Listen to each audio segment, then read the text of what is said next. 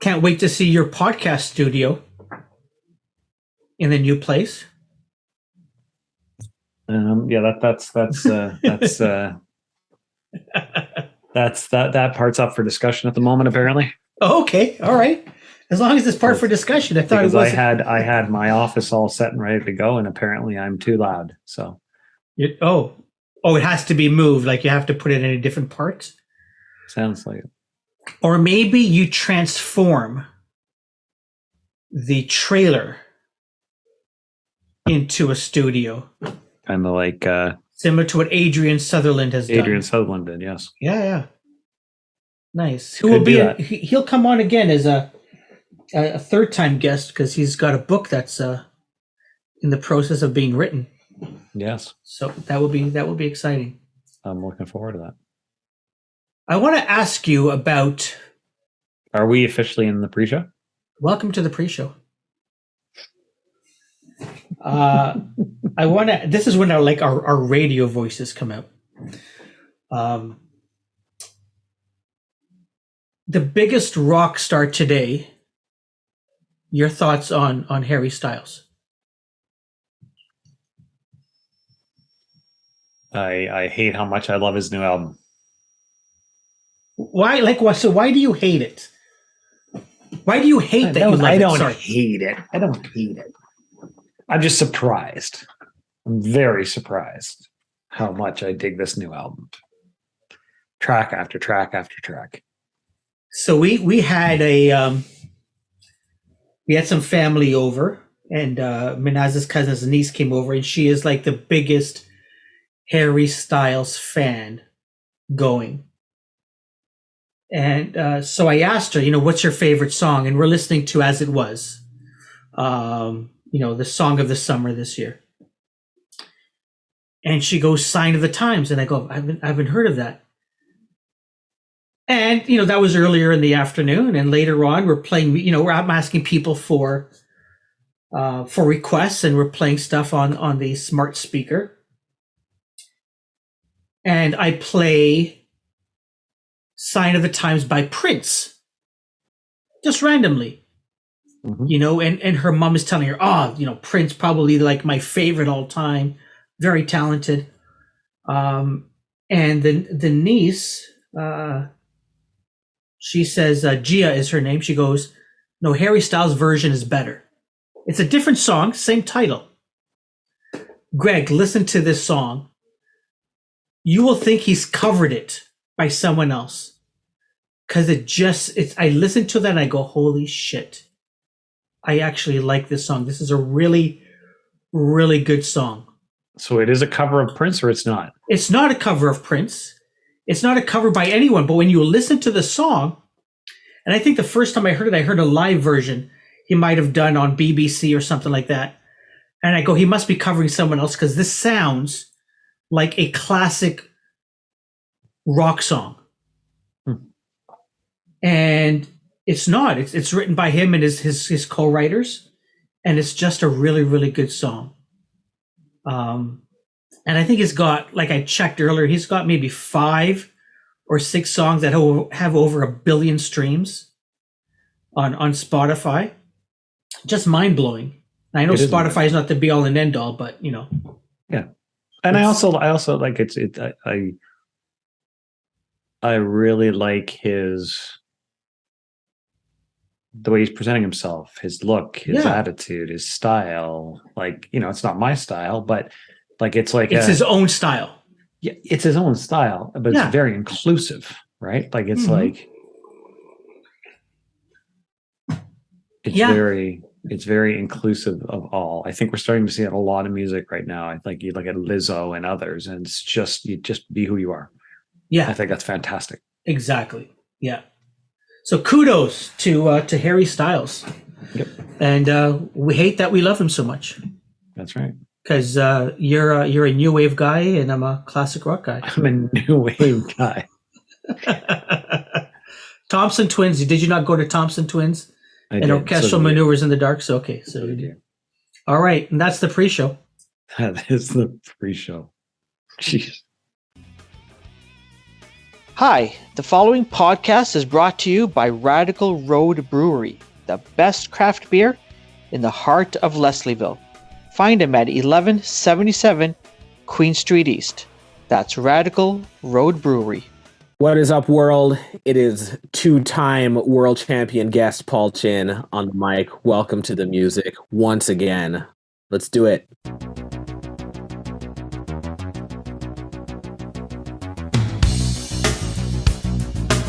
How did you like our waiting room? Didn't notice it. Yeah, okay, all right, good.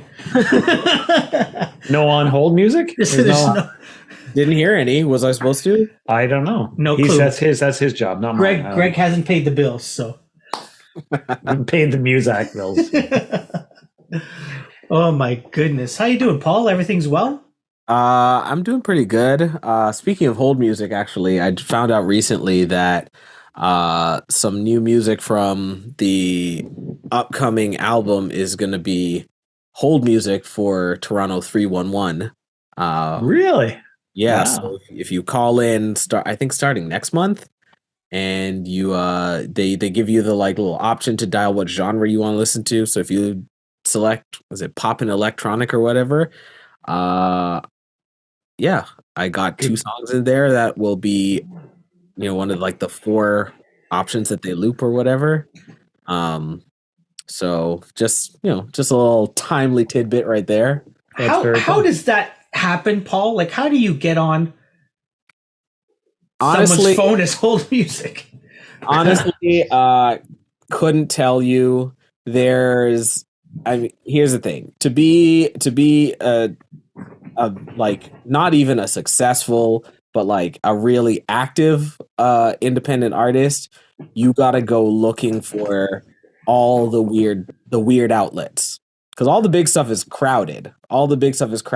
I'm never going to be discovered on Spotify by millions and millions of strangers. You know what I mean? That's very statistically. We'll talk about that. Yeah, we're gonna go there. Go ahead. Statistically very unlikely, Yes. not impossible, but it's a much harder thing. However, Sure. If you just kind of dig around on various websites, the city of Toronto has a music department. I don't really know what they do. Which seems to me like they could be doing more, but somewhere along the line, I got added to some registry or some database of musical artists living and working in Toronto, and then they reached out and were like, "Hey, do you remember when you submitted this music?" And I was like, "No, I don't. What's happening?" And they're like, "Hey, well, it's been good news. It's been selected to be our hold music for this rotation of whatever. So here's a tiny little bit of money, and surprise, City of Toronto has a lot of problems. You know what I mean? So there's gonna be a lot of people listening to. There's gonna be a lot of people listening to some unreleased Paul Chin. So when I'm calling into 911 to complain about one of the million houses in my neighborhood, because I'm in East York, that are being, the bungalows being ripped and built up, and then they do the styrofoam and they spray in my backyard's covered, looks like snow, I'm going to be listening to you. You got to dial 311. So that'll be no, that's what I'm saying. I'll call to complain about the builder, and then I'll select you. Call about that. If you got a dead raccoon on your block that nobody has scooped up, call for that. Yep. Call for that. If somebody has stolen your recycling bin, call for that. If there's a pothole that has gone unfilled for several years, call for that. If it's a Friday evening and you're lonely and you just want to talk to somebody. You know what? I don't think they can stop you from dialing for anything, really. So there you go. As long as you're content to wait on hold, that's what's going to happen.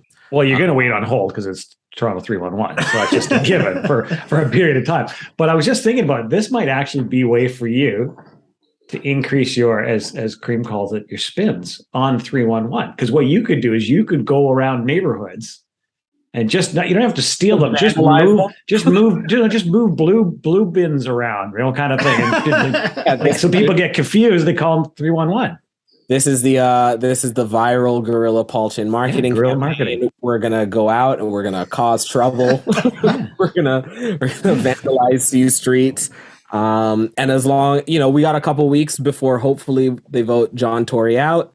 And so he's not gonna fix it. So yeah, that's I think that's another podcast Greg and I wanted to do, but yeah. It wasn't good for our health, I don't think. It's wild out here. The Toronto mayoral race this year is truly unhinged. But yeah. You know what? Let's just get the dude out and then we'll start from there. Yeah, we just need someone to, I don't know. I like is it Jill or Gil? I like his platform. Gil Penalosa. Yeah, I just heard about him. That's the problem. That is the problem. The Toronto Star Vote Compass said that between him and another guy whose name I can't remember, so therein also lies the problem. Those are the two candidates who best align with my politics, my interests. Yeah. But yeah, no, that really is it. Unmemorable campaigns. Exactly. Yeah. So hopefully we get somebody who's there's playbooks. Calgary, back I don't know how many years ago now, 10 plus years ago, got an unknown guy named Naheed Nenshi, and there's a playbook that's waiting to be followed that he wrote. On how to get an unknown voted in because he brings excitement to the process. And I mean that's really what it is, right? Like this isn't even new or novel as a concept. You want someone to like get you excited about the potential of the place that you live in, right? Yeah. I think that Toronto has a very apathetic and laissez-faire attitude toward politics in general, and rightfully so, because the last exciting thing we had was Rob Ford. And so I don't blame anyone who's just sort of like, yeah, I just kind of want to like chill out, business as usual. I'm not really looking for excitement. I'm not really looking for adventure and thrills and chills, because the last time that happened, we were the laughing stock of the world. Yeah. And so, in very, very typical fashion, people are just very content to twiddle their thumbs with, that's just the way it is. Yeah. Yeah. And that's the Welcome to the Politics podcast with Paul Chin. I mean, we could link this in. I mean, let's talk about, if we really want to make it relevant, we can talk about how venues everywhere are closing. Nobody can afford to play shows. No one can afford to book shows. Whatever you want to do, we can go there. It's all connected. It's all connected. Absolutely. Yeah. First off, Paul, congrats on your debut full length album. And Under Heaven, We Are All Made of Water. So congrats on that. Gregg and I really want to dive into that and talk about how that came together. You've got some really interesting guests that are on that project as well. But I think we've got some questions leading up to that we want to sort of get out of the way, because we had you on, was it last year in February, I think, to chat. I know you were skateboarding, or you were learning to skateboard. Yeah. How's that? Wasn't happening in February, since we know what that looks like in Toronto. So maybe it was even before that. Yeah. So skateboarding has been okay. Right. Season kind of came to a close early for me because I got COVID at the end of July. Oh. And so was down and resting for like 2 weeks. And then, I had read that like nothing's really a guarantee. We don't really know anything. But one of the sort of like recommendations for avoiding long COVID is taking it easy for like 6 weeks after, Okay. and not jumping right back into strenuous activity. So that was kind of it. 6 weeks after, 6 weeks out from the beginning of August takes us right into the fall. So, and of course, I've also just been busy getting stuff together for the upcoming release. So Nice. So yeah, I mean, I think about it literally every time I step outside, and I miss it. But unfortunately, winter is a coming. Yeah, absolutely. Now, Greg and we finally met you in person earlier this year at El Macambo. Mm-hmm. I think that was my first show after the 57th wave, I think, of COVID. I think it was there something like that. Who's keeping track? Yeah. And we were like, to the mask, and Greg looks at me, Karim, if you're already, you forget about the mask. You've either got COVID or you're immune to it by now. So I said, screw it. But how was that? Was that your first live show after the start of the pandemic? Do you recall? No, I did do one DJ night on Halloween last year. Okay. And then there was that in April, I believe. Yeah, it was April. That was April. At the Almo. And then I did a couple dates on the road with Shad. Did stop in Los Angeles in May. Back before that in January, I also did like a skate night over by the College Park rink. DJ'd that. And yeah, that's basically my touring history outside, since whenever. So when we last spoke, Paul, you were really digging the indoors. You were really enjoying doing the stuff with virtual concerts. And, I remember you saying that, prior to the pandemic, maybe people were just hanging out in a place and you happened to be playing.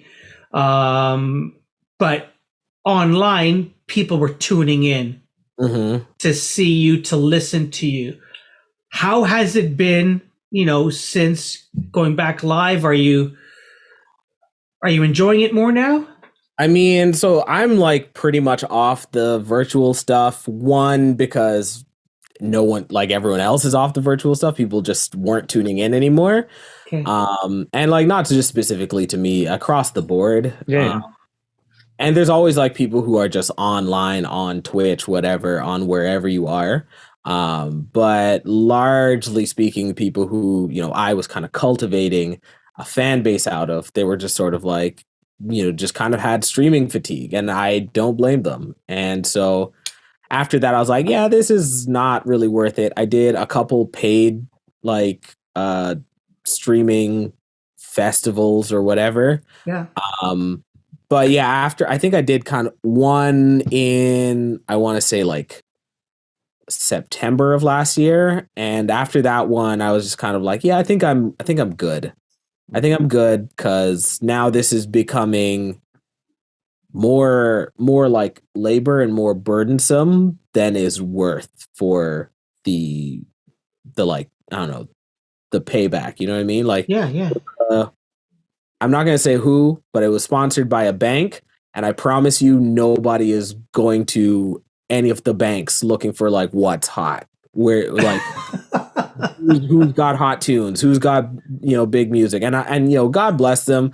Look, banks, you do a lot. We're in a lot of trouble because of a lot of stuff they've historically done. So the least you could do is sponsor some like cool cultural stuff, but. Yeah. At the same time, like you gotta know your lane. Nobody is coming to you to be like, "What's hot? Who's got bangers?"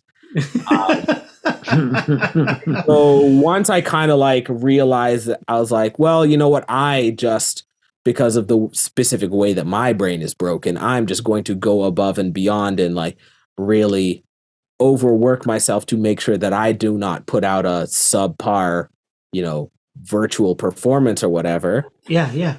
But then like as I was like literally setting up and, transported gear to this venue that I was going to shoot at and everything. And I was like, all of this, and there's going to be like 9 people who catch this on YouTube. Why? And that was the moment where I was like, all right, I think we're all officially ready to be back Yeah. in shows again. Nice. Yeah. Like at every level. At Sure. every level, we're all ready to kind of go back. Absolutely. So after we had you on back in 2021, and we'll get back to the current and the future, Paul. Mhm. But after we got you back, after we had you in 2021, you had a very positive run-in with the BTS family. Army. Yeah, the BTS army. Greg and I spoke about it actually on a pre-show. But we'd love, like, how's the family? Are they still family? What's going on there? You know what? We're gonna find out. We're all gonna find out. And I think that my prediction was that after, a couple of weeks, even a couple of months after the initial boom of it all, people were gonna get bored with me. People were gonna get kind of tired of me. Because here's the thing that you need to understand about BTS Army. It is one of the most diverse and also single-minded, I think, like artist fan bases that I have ever encountered. Yeah. And I specifically, had a run-in, had an encounter, formed a relationship with the BTS Army on Twitter. I have to imagine it's different on every platform, probably some overlap, but sure, people work Twitter for BTS Army very differently than they work the other platforms. And so my initial suspicion was going to be, okay, because I am now, the darling, like adopted child of people who only exist on Twitter to stan BTS, who their entire identities as far as their Twitter accounts and their activity and their usership and everything is purely for, organizing and activism and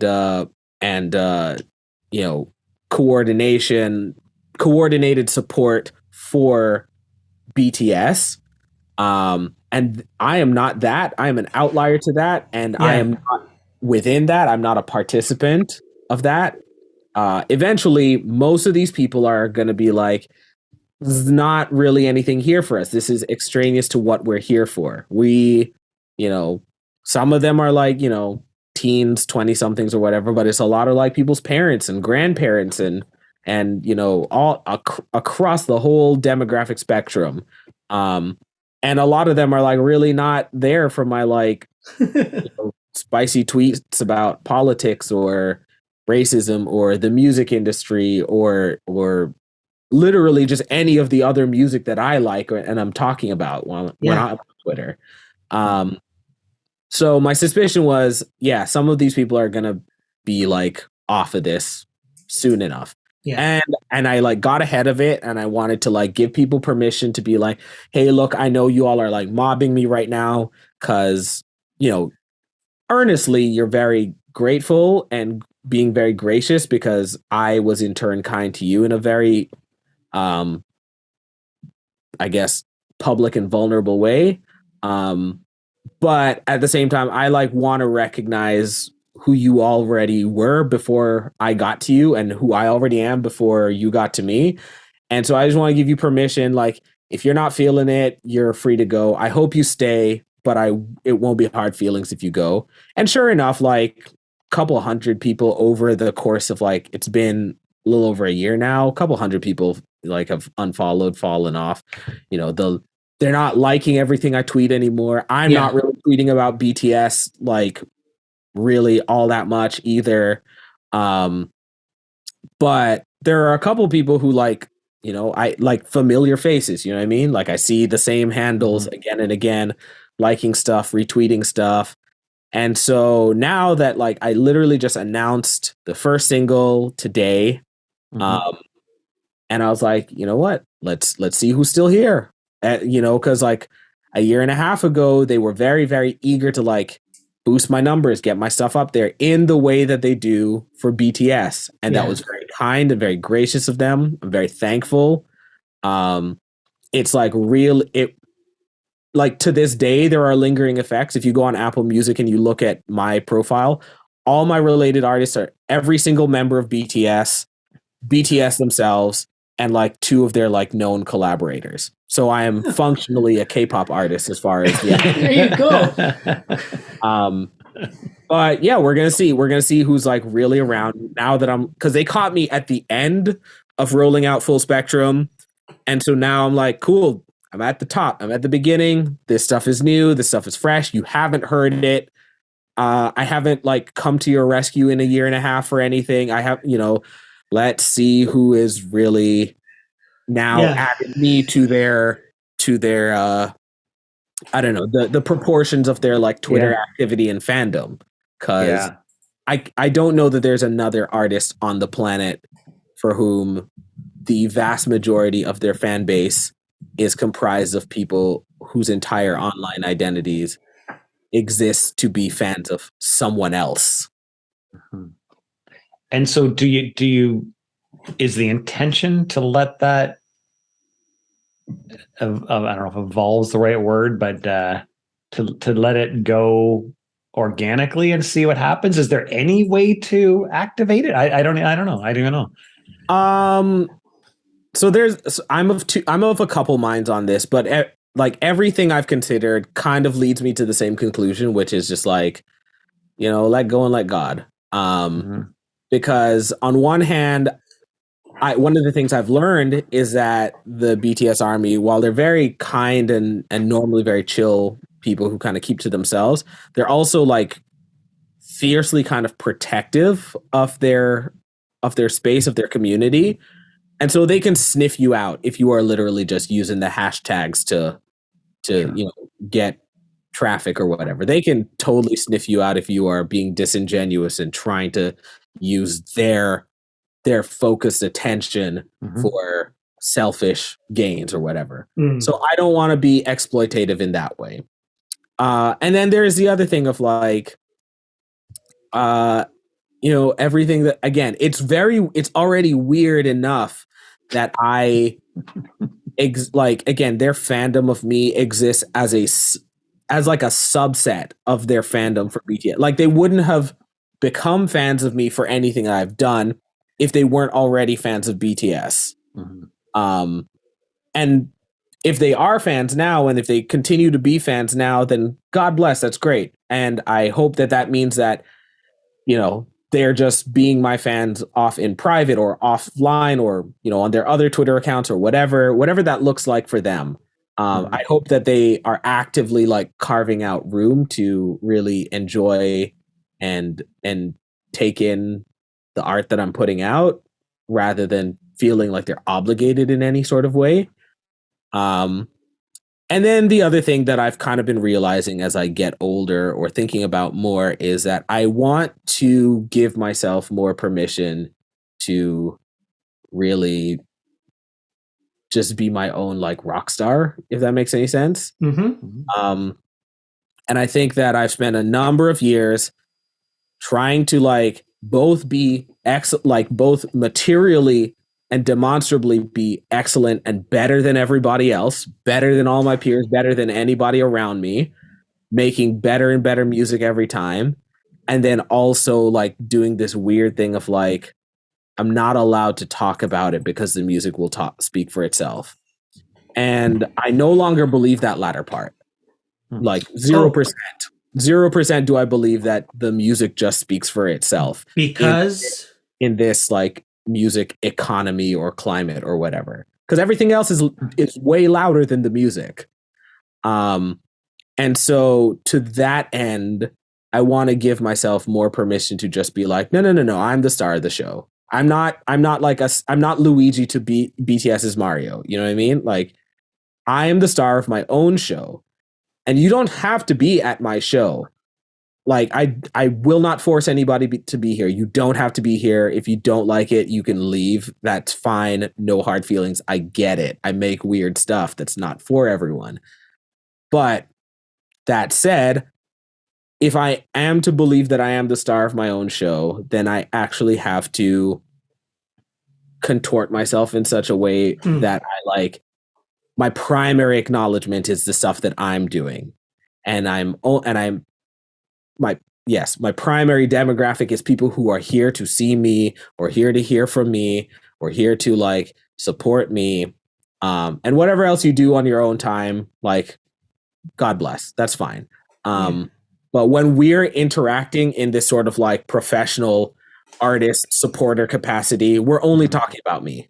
You know what I mean? Yeah. So is there, that being said, if there's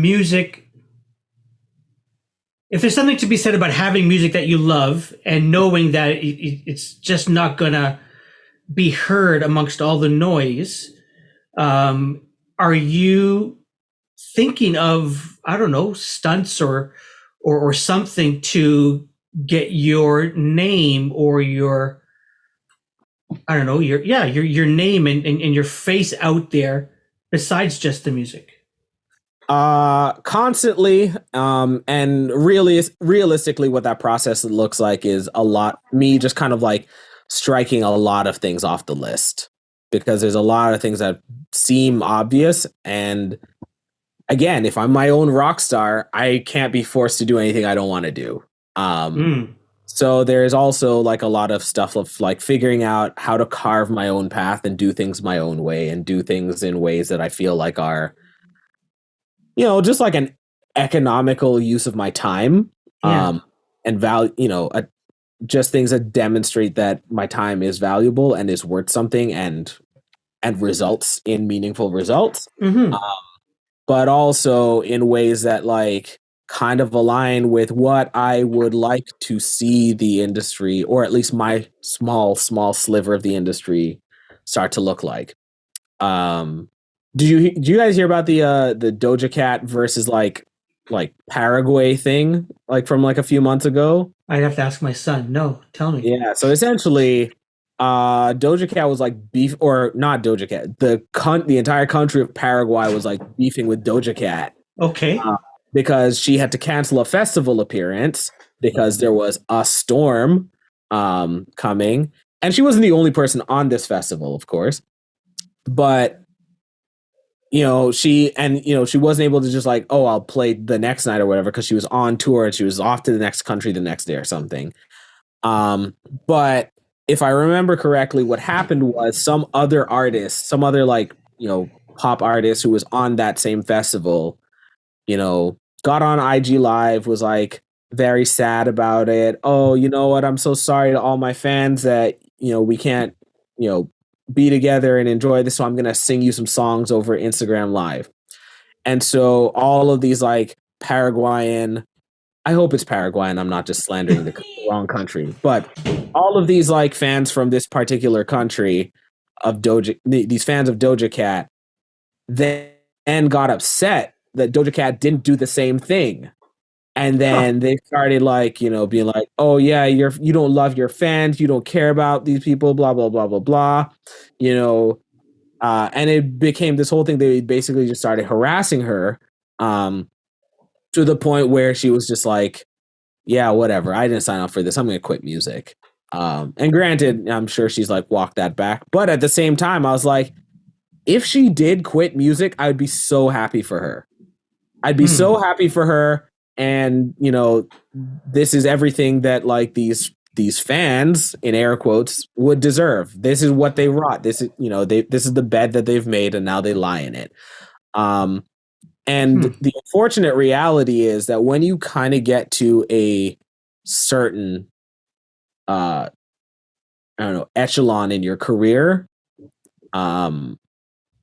it seems to me that you have a harder and harder time of like communicating who you are and what you're about and what specifically with regard to your like artist supporter relationship.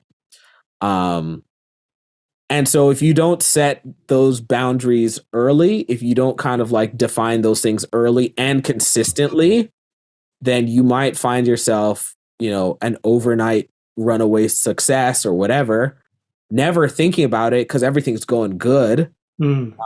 But then the second you just neglect to do a thing that you're not obligated in any way to do.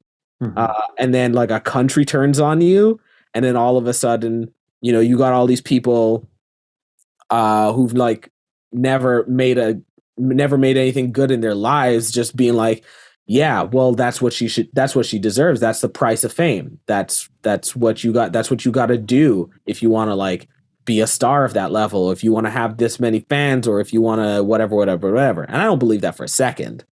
That's what you got to do if you want to be the type of artist who only exists to appease the every fleeting whim of strangers. And I don't think that that's what most artists want. I don't think that's what Doja Cat wants. Like, Doja Cat is far too talented for that to be like a consideration. Like, she's demonstrated too much talent, too much ability, too much like wherewithal, and like, you know, like music and industry IQ to simply just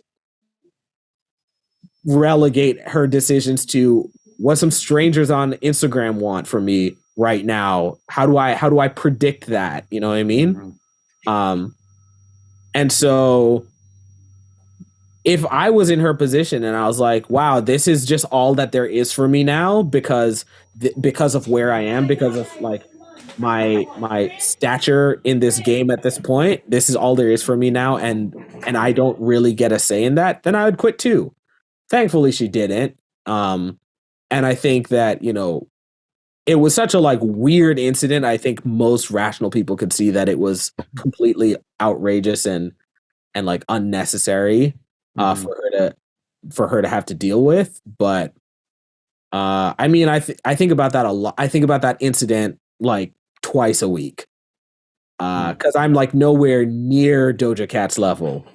But like even in just like interpersonal relationships with people I just kind of know a little bit, you know, every now and again, just unprompted, I'll get like a weird, hey, you should really do this, or you should blah, blah, blah, blah, blah. Or why aren't you doing X, Y, and Z from somebody who like knows nothing about what I'm about, nothing like is not here in the studio with me, is not making these songs with me, is not spending every hour of every day contemplating the things I want to write about and the things I want to see my music do. Like, they don't know who I am as an artist. They know a little bit about the products that I put into a marketplace, and they apply their own, or they imbue that with their own meaning or expectations. And that's fine. That's perfectly understandable, but don't put that on me.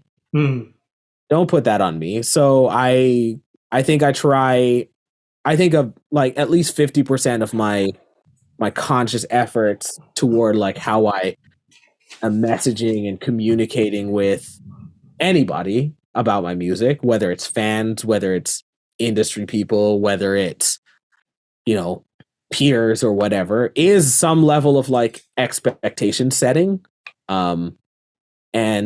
And yeah, just making it clear that I'm like, look, I don't care. I don't need, you know, overnight runaway success. I don't need that if the cost of it is something that I simply do not want to have to pay for the rest of my working life. Yeah. Gregg was going to ask you why you're not promoting Spotify on your website. So I'm just going to cross that question out because I think you've answered it. I mean, it's on my website. The link is there. I know there's a Bandcamp and an Apple. Well, you might have to look hard enough. Oh, the little banners. Yeah, like weirdly enough, Spotify like actually depreciated their little follow buttons. I used to have it on the site. And then they were just sort of like, not enough people were using it, so we're gonna break the links or whatever. So I was like, well, you know what? All right. You don't pay me enough anyways. All right, whatever you want to do. Like it's just such a like it's like not even a spiteful thing. It's purely just like a technical, like, weird like hitch that I encountered. Like one day it was just like I had it on the site and then it just wasn't working, and then I like dug into some developer docs and they're like, yeah, not enough people were using this, so we're gonna just sunset our little embeddable follow buttons. And I was like, seems weird, but okay. Interesting. All right. It's like one day you're in Mark Zuckerberg's metaverse, you don't have legs, and today you do. Because some developers decided we should have legs in the metaverse. That was one of the big announcements yesterday. Anyway, Really? Sorry, I digress. Yeah. There you go. This is what you spend your time doing, Greg, is listening to metaverse announcements. All right. It is. Yeah. Okay.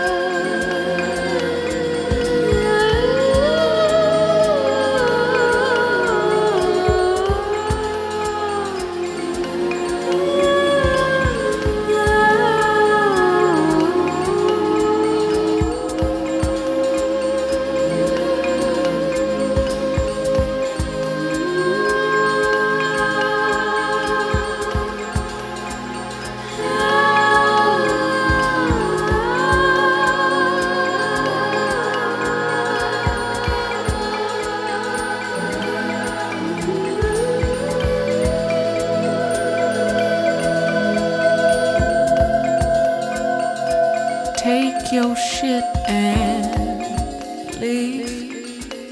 We don't want you here no more. Don't try to make us believe your deception. You ain't no exception. Please, we ain't begging for your sense of nonsense. For the prosperity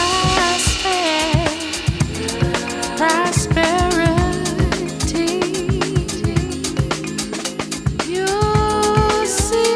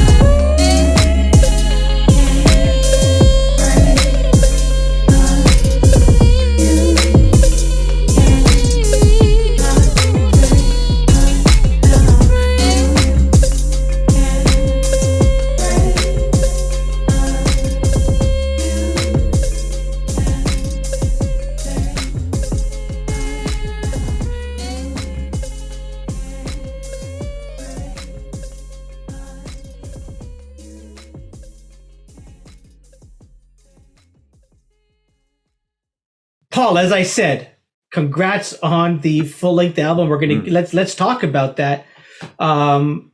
Earlier today, I listened to your new single, Brand New Moon, right? That's the one with Madison McFerrin. Great song. Really like it. It's a really great song. Yeah. If I can say so myself.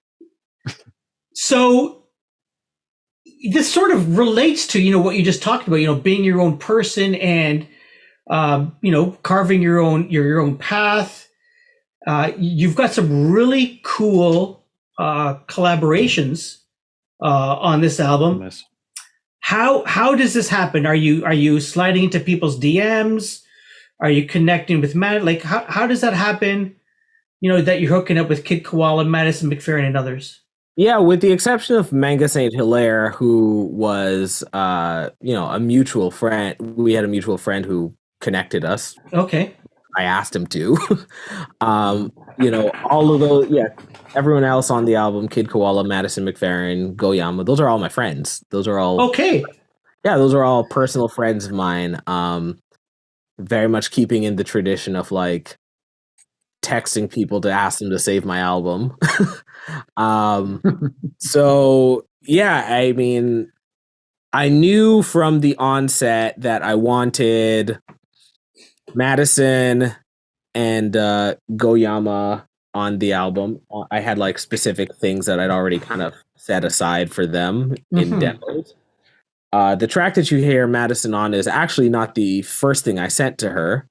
And I had that one earmarked for someone else who I couldn't get, but we won't talk about it this time. Maybe another time. Maybe it'll still happen. Maybe. All right, you might talk about this person. Sure.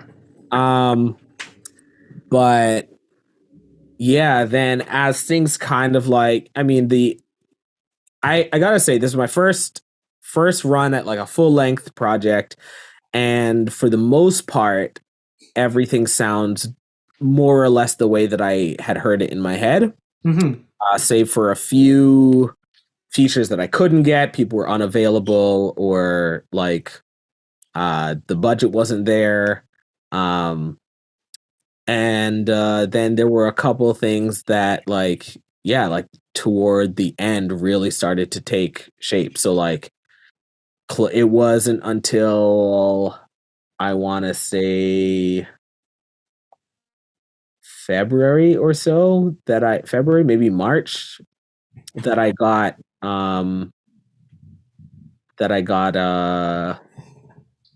vocals from Madison, that I got vocals from Madison. And it wasn't till maybe November of last year that I like made the switch, that I was like, okay, I'll put Madison on this song. Okay. And then Kid Koala was another late addition. I didn't get his cuts until I think May. Was it May? Yeah, I guess it's gotta be. I feel like it was later. No, I might have gotten his afterward. Most of the album was already done, like mixing, and then that was the last outstanding track. So I might have actually gotten his in June. But yeah, that was another one that was just sort of out of the blue. I was like kind of struggling with that track, and I like have some cuts on there. And then I was like, you know what? This might just be because I just know my own like scratch style very, very well, that everything seems obvious to me. And so I was like, maybe I want, what I need here is some like variants. Maybe it'd be kind of cool if I had someone kind of trading scratches with me. Very long shot, no way it'll happen, but let me text Eric and see if he will entertain this idea. I texted to him, I sent him the track, and like almost immediately he's like, yeah, this is dope. Let's try and do it. Let's try and get together and do it. And we tried to like actually get together in the studio together to kind of like record together just to get that energy, but we just weren't able to make it happen. So then he just like asked me just for a little bit more, like he asked me to send over just some like scratch samples or some other things that I had that might appear elsewhere on the album or whatever. And then he just kind of like put together his cuts from that stuff and sent it back to me. And I was like, great, that's it. Like Manga, I kind of figured out fairly early on that I wanted him to like have that track and kind of close it out. Like he got stuff to me like earlier at like maybe the top of the year or something, or maybe even like closer toward the end of last year. It was really interesting kind of hearing the final thing and hearing the ways in which it was different than what I had initially sort of like, blueprinted out, but like still how it kind of ended up having the same effect, the same intended effect, even with a few different people in a few different places than expected or planned. But it was like, yeah, no, this is the story I meant to tell. That's great. It's interesting. I just messaged Karim to say that I wanted to ask you on this question, or go with this question, was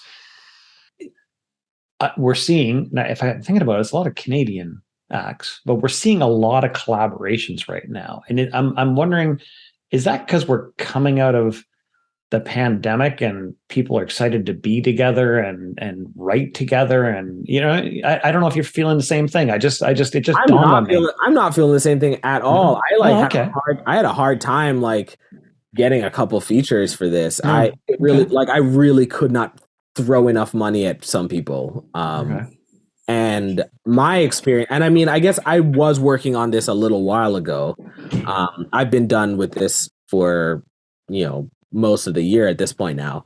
But yeah, my experience while I was working on it and trying to get some of these features, and I have to be very like thoughtful about mine because I'm balancing like a budget and also just sort of like my intent. So this one, I specifically didn't want to kind of go the route of full spectrum, which ended up just being kind of a features project.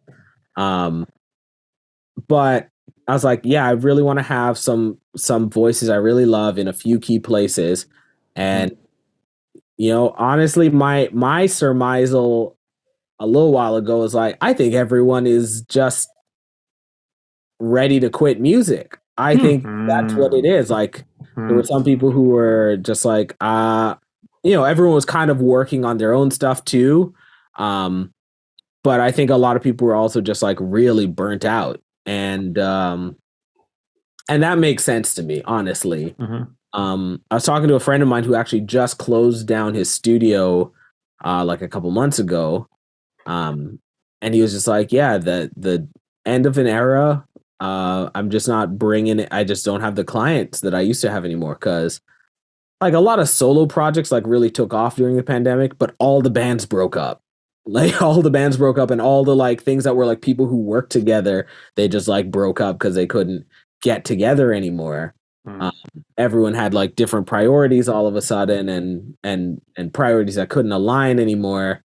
And yeah, that was like a lot of what he did, because he had like a recording room floor and everything. Yeah. So it was like people who want to come record together, that was like a big chunk of his business. So my experience was very different than I think this theory, but I hope people want to get together and make cool stuff together again, because I'm not done. Yeah. Like, there's also people like yourself, right, Paul, that, you know, you do stuff in your own room, in your own place. And, you know, there's no need to go to a studio necessarily. And, you know, you proved it with others where you could just exchange, you know, online files and, you know, use whatever technology you have on your computer to stitch everything together and make it work. I'm really impressed with how technical you got there in describing what you just did. Was that good? No. No. Well, you try in your room and your stuff, and you take your time. Anyway, sorry, Paul. We're an old married couple. I don't know if you remember that from last time. We're just an old married couple. Anyway. Or we're like. My God. That's true. And I mean, and I think everyone has just become more like that too, right? Like I had a head start on everybody, on a lot of people for sure. But, you know, like the bedroom producer, the bedroom artist is like a tried and true tradition at this point. And I think everyone just kind of had an opportunity finally to just do that. Because you didn't have really any other choice, and then also like all the things, all the ideas, all the YouTube tutorials and stuff that you'd watched over the years, time to put it into practice. And that was way easier than like, you know, trying to get 4 other people on a text chain to like agree on what day you can get together and, you know, like write half a song or something. So yeah, fair enough. You have a theme. You're right that there's a theme to this album, and even on Brand New Moon, there's a theme there. So when you're collaborating with Madison, do you let her know this is the story that I'm trying to tell, and do you tell the other musicians as well? Yeah, I have come to approach. Yeah, I've come to approach these sorts of projects as almost like music supervision in a way, or A&R Okay. a soundtrack. So like if you're trying to write a song for, most people don't know what they're writing songs for most of the time, right? It's just like you're sitting down to write, you see what comes to you. But if you're approached by someone who's like, we're making Space Jam 3, we need songs for Space Jam 3. Here are some of the themes of the movie or whatever. You're going to write songs about basketball, or you're going to write songs about winning, or you're going to write songs about like teams or whatever, right? And so that's kind of where my head as a producer has kind of figured out that this is what I got to do. I got to steer the ship early. And because I'm the only one who knows what all the other songs sound like and what they're all supposed to be and where they're going to sit on the album. Mm-hmm. So I kind of like, I got on, FaceTime with all these people and was just like, hey, let me play you some of this music.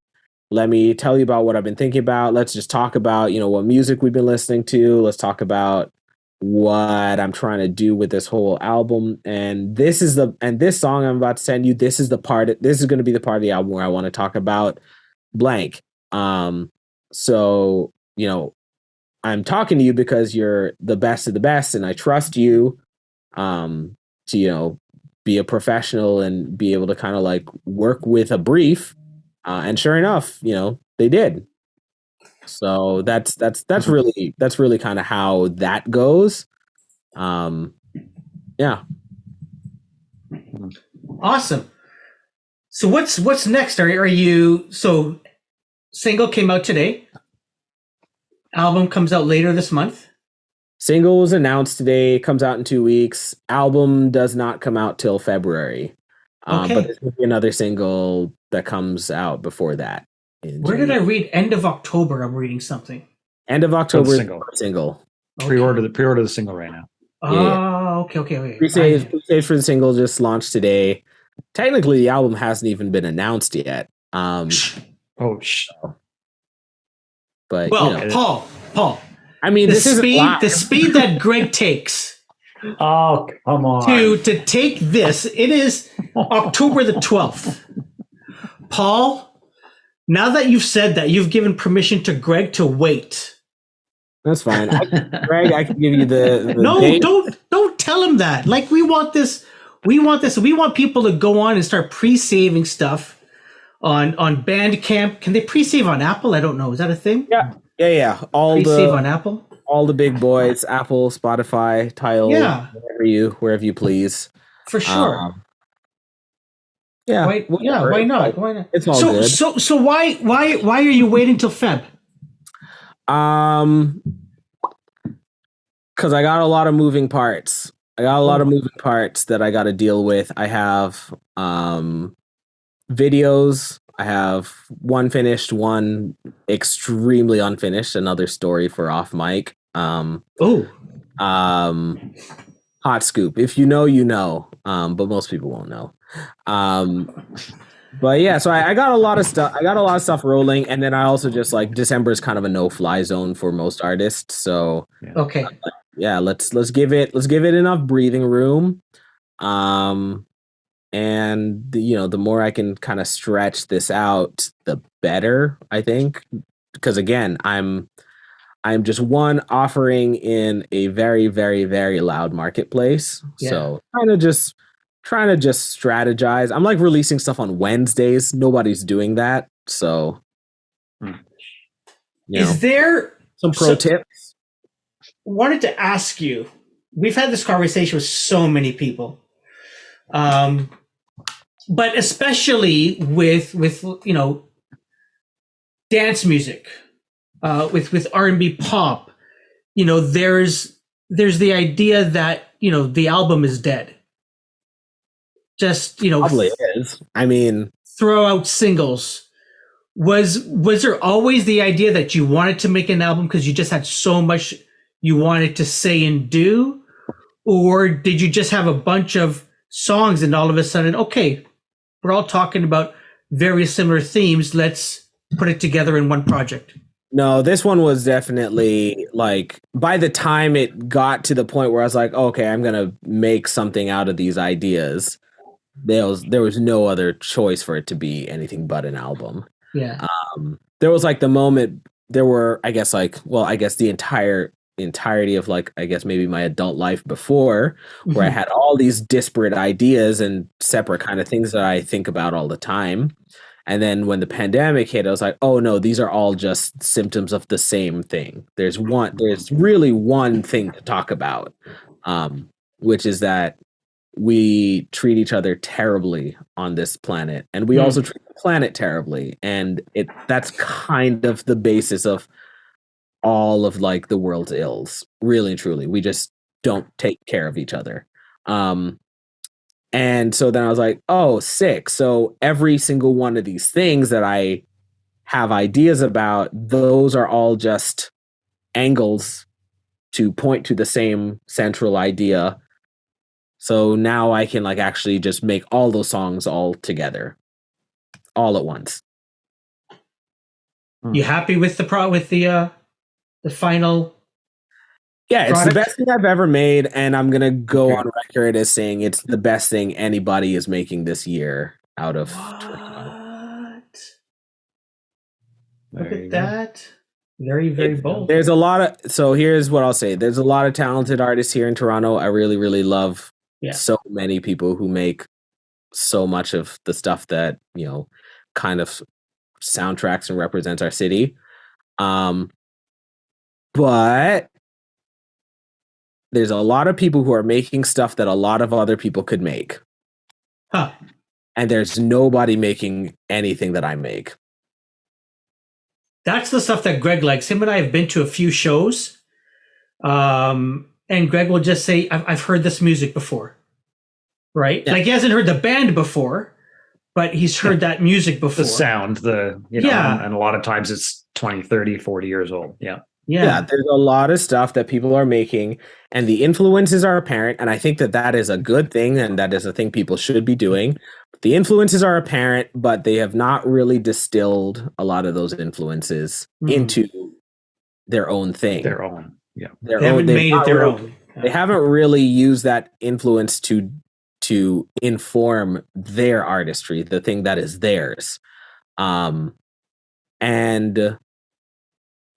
that's another thing that I spend a lot of time like stressing about and worrying about and thinking about and working on and trying to like optimize and fine tune. And yeah, I'll say it. There's nobody look, you can listen to my stuff and you can tell what I like, but I'm not making the stuff that I listen to. You know what I mean? I'm not making the stuff that I listen to inspire the song. I'm making something that points to that, but is its own thing. And yeah, if there's anyone else in Toronto who's doing that, I'd love to meet them. I think we could have a great time together, but I have a hard time finding people who really do that. There's a handful of people that I can like list and name, and you know what, it's hard to work with them too because they're also very locked in and busy. Yeah They're also very, very locked in and kind of like focused on their own stuff because you have to be sure, because you're not following a roadmap. So so to that end, I'm like, look, I have done that very, very hard thing and come out on the other side with a fantastic album.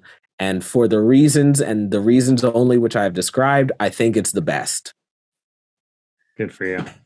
Is there going to be a vinyl that you're going to release for this? God willing. Because you've just sold me on buying it now. God willing.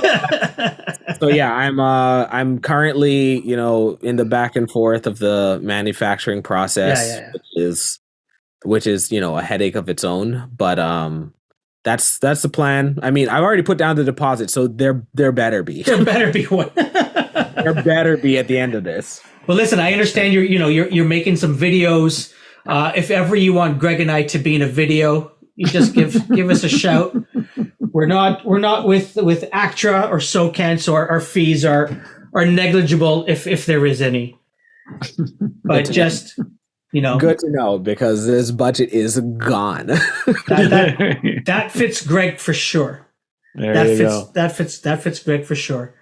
So Yes. Paul, one of the questions I wanted to ask you, and I don't mean to take this down, but over the last month, I guess we've had 2 tribute shows, and I think about back to March and your post about the passing of Taylor Hawkins and the Foo Fighters, and I was hoping you could just spend a couple of minutes just talking about the influence of, well, not necessarily the band, but also Taylor. You know what I mean? Yeah, I mean, Foo Fighters. So Foo Fighters, for those who don't know, is my all-time favorite band. I can't really explain it. I can't really explain why, but it just is a fact of life. And I love their music. I fully know that, yes, obviously Foo Fighters is basically the Dave Grohl songwriting project with his friends. But at the same time, when I was first encountering them and discovering them, I didn't really know the depths of like the background of the band and who's writing the songs. And that's not what I'm checking for. I'm listening to this band and I'm observing and hearing and falling in love with a unit. And I'm watching them play, and I'm watching like concerts and videos and all of this stuff. And yeah, it seems kind of unthinkable that there's now Foo Fighters missing Taylor Hawkins, because he's always such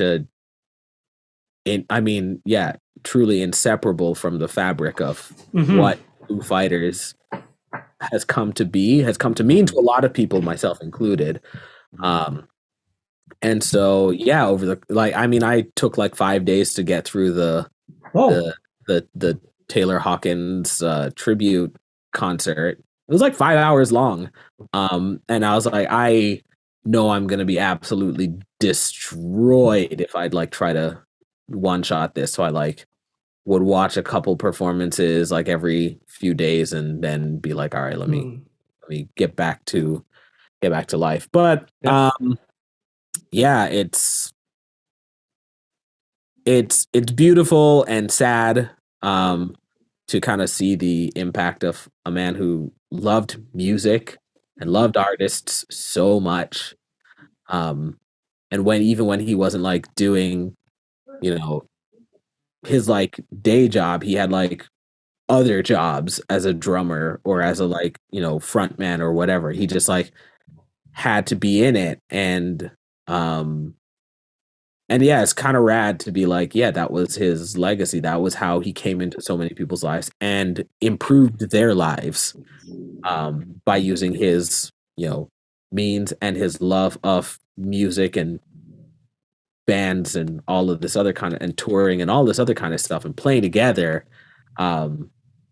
Just to really like give other people who he loved an opportunity to kind of like do this thing that they also loved as well. Yeah. And you can see that. And I haven't had a chance to watch the LA show, but the London show, you just saw his love of music. Getting choked up here. You just saw his love of music come out in that. And I can't remember if it was Dave or somebody just said like, he would have loved this show. Like this would have been his ultimate show. Anyway. Yeah. I mean, that's like truly such a cool thing to do. To be like, and I guess it's kind of the thing you can only do if you're part of a band, right? And if the band remains, mostly intact after losing one member, the rest of the band can still kind of like do the thing, play the show that you would have, this other member of the band would have loved to have gone to. Yeah. And that's, that in and of itself was like really special to watch. I mean, I like make jokes all the time about like what I want to what I want people to play when I die. And my wife like actually like takes notes on everything, and I don't know how long this document has become because like she actually takes everything down as if it's serious. So I don't know, and I'm not gonna know because I won't be there. But I do think about that idea of like, yeah, people who give their lives to music. And yeah, hopefully, you know, we can all only hope that we have an opportunity in death to like be so like Loved and synonymous for Yeah, with that is the only way, you know, that makes any kind of sense to send someone off into the great beyond. Yeah. What is the one song, Paul? If that you could only choose one song. See, I can't just choose one song, and that's why I like. That's why you have a list. That's why there's a long list, and that's why there's like a long, like a very. I don't know how she's gonna afford to like put this production on.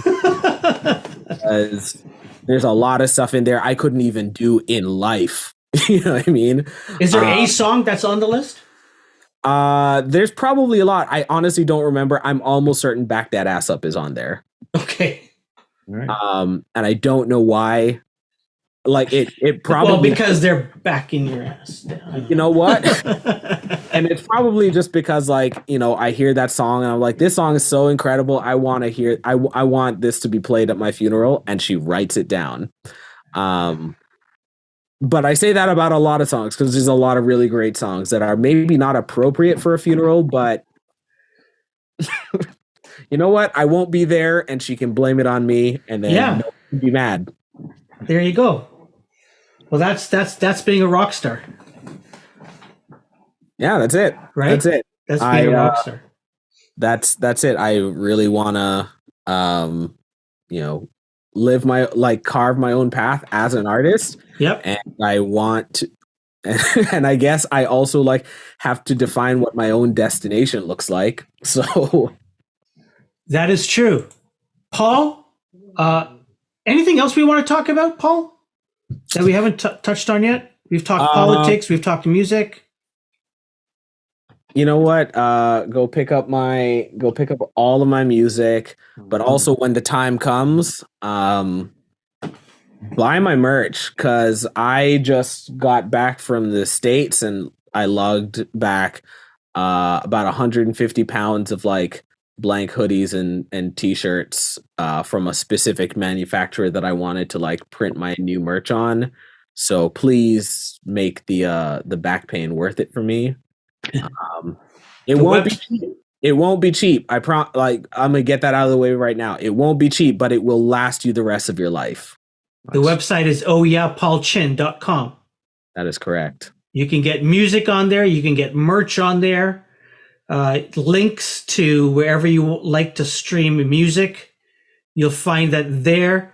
And remember to save Brand New Moon. Pre-order that. And Under Heaven, We Are All Made of Water comes out 2023. Yes. So, see, something to look forward to. Yeah. Which is something I think we all need. Yep. You know? Paul, this has been fun. Thank you so much for joining us today. Yeah, thanks for having me. I'm excited to be getting to talk to people about all of this stuff again, because it's just been in my head for like 2 years. And I've been kind of like able to talk to, you know, people around me about it, but like have nothing to show. And, you know, you start to kind of like look a little crazy when everything you say has to be like followed with, but I promise, just trust me. You'll see.